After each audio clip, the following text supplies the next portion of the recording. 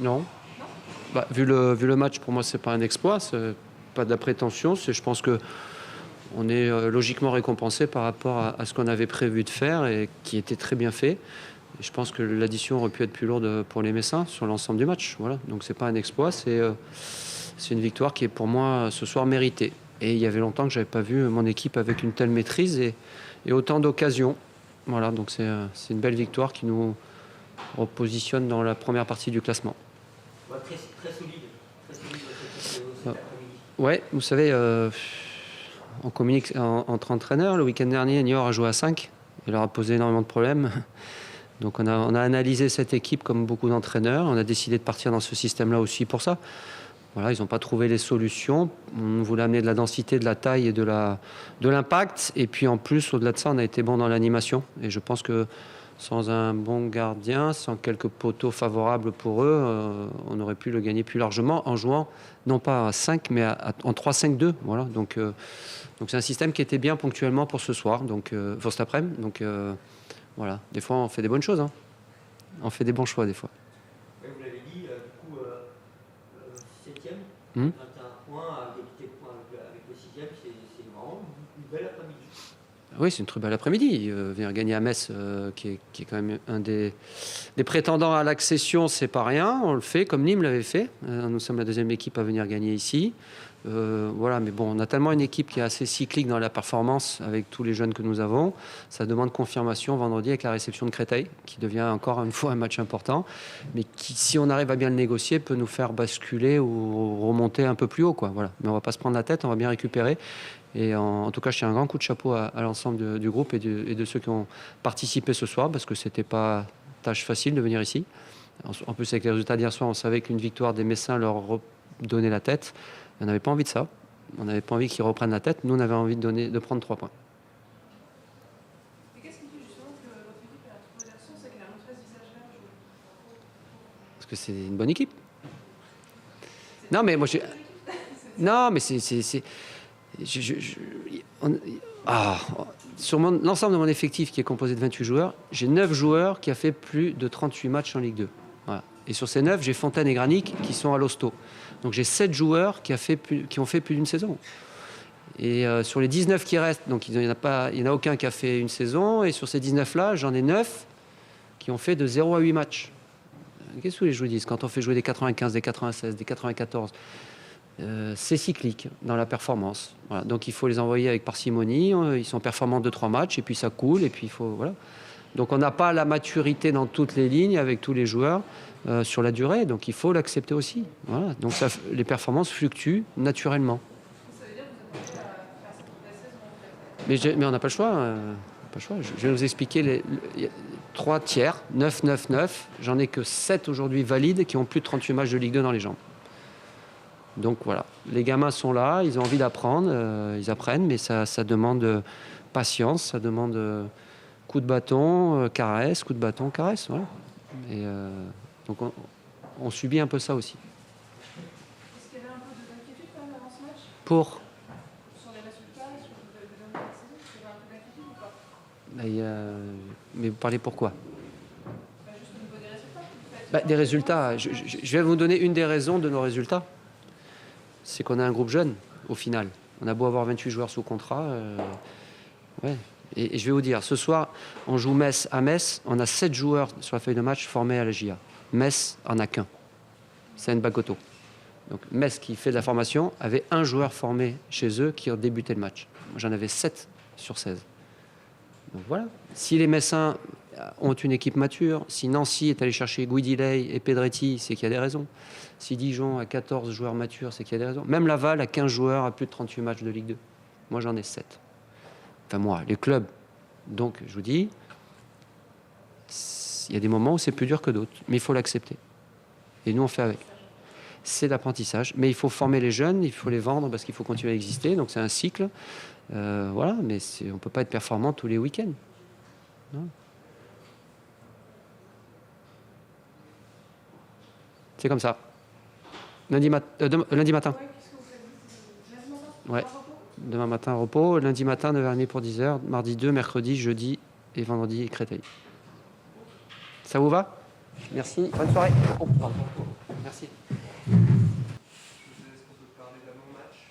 Oui, je vais vous dire ceci, c'est que autant parfois j'avais le sentiment qu'on pouvait être un peu dur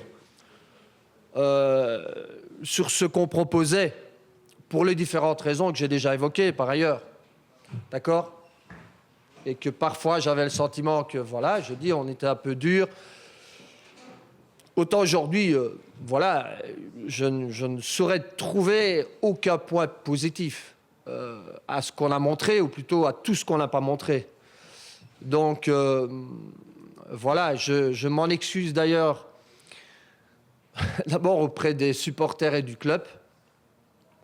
Je le fais au nom des joueurs, parce que je ne me sens pas forcément, même si j'ai la responsabilité du groupe, uniquement responsable. C'est quelque chose qui n'était pas attendu, qui est survenu. Je pense que de toute expérience, même les plus frustrantes, ou comme aujourd'hui, ou les plus navrantes, enfin on peut utiliser tous les termes, parce que moi je voulais juste l'opposé, et j'ai vu tout à fait à l'inverse ce que je ne voulais pas voir. Si c'est utile pour qu'on mette tout à plat, comme on dit qu'on se dise les choses, c'est bien, ça m'est arrivé parfois, toucher le fond lors d'une rencontre et de rebondir parce qu'on touche le fond beaucoup plus haut. C'est ma volonté. C'est d'ailleurs l'objet du débriefing qui a pris du temps, juste à l'instant. Coach, en parlant avec l'entraîneur d'Auxerre, il nous a dit qu'il avait mis en place justement ce système avec 5 derrière, parce qu'il vous avait vu en difficulté dans un précédent avec le même système. C'est-à-dire que quelque part vous êtes vraiment tombé dans le piège auxerrois en n'arrivant pas à trouver les solutions. Enfin, à cette défense à 5 notamment qui vous pose problème. Non, mais je pense que sans vouloir enlever les mérites de cette équipe d'Auxerre qui a fait le job, qu'il a bien fait, elle gagne et on n'a presque rien eu comme occasion. Donc, félicitations. Mais vous savez, aujourd'hui, parler de système de jeu, d'animation et d'opposition tactique, quand on n'a rien fait, ça ne me paraît pas indiqué. Voilà, je vous le dis. Et tout simplement parce que on n'est pas passé à côté, on est complètement passé à travers. Il n'y avait rien. Donc, que vous placiez à 3-5-2, parce que je dis toujours, et je persiste, dans tout système, ce qui compte, c'est l'animation. D'accord? Mais j'avais l'impression aujourd'hui qu'on pouvait jouer à 15. On aurait eu la même chose. Je pense que les difficultés tactiques, les difficultés d'opposition de style, de système, etc., elles se règlent avant tout par un engagement individuel dans tous les sens du terme.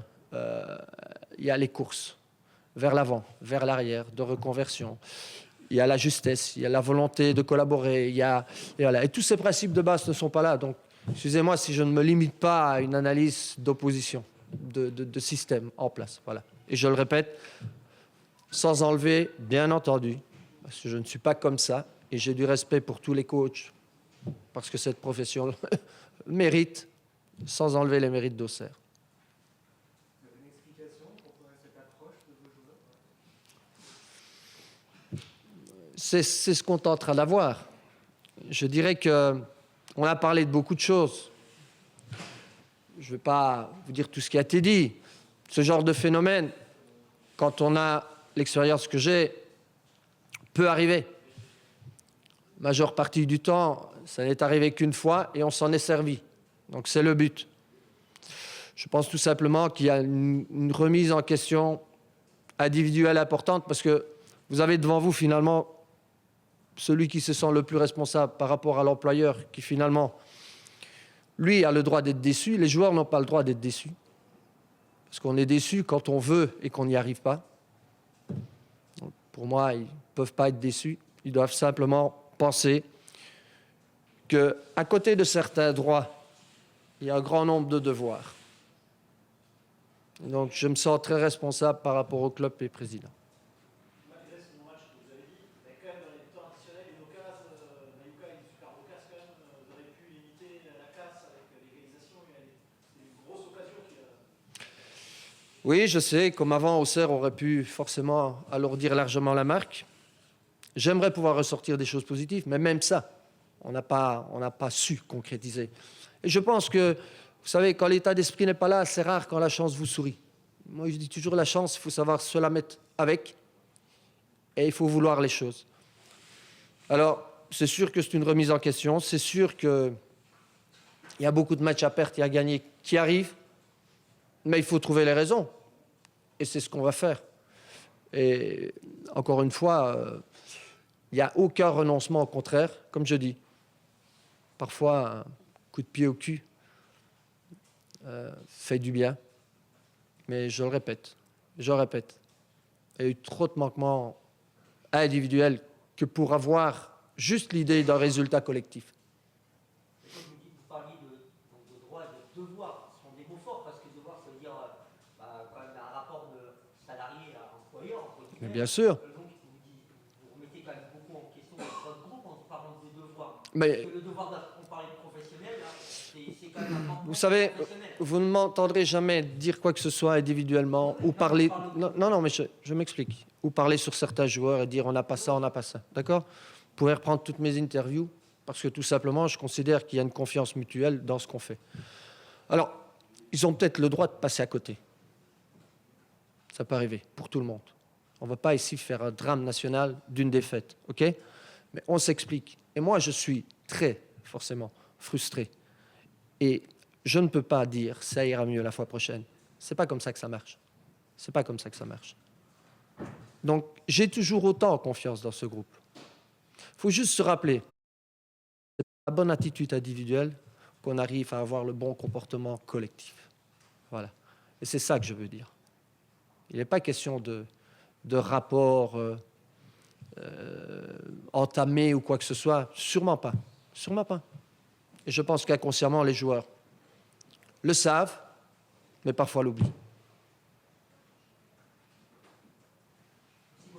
Voilà.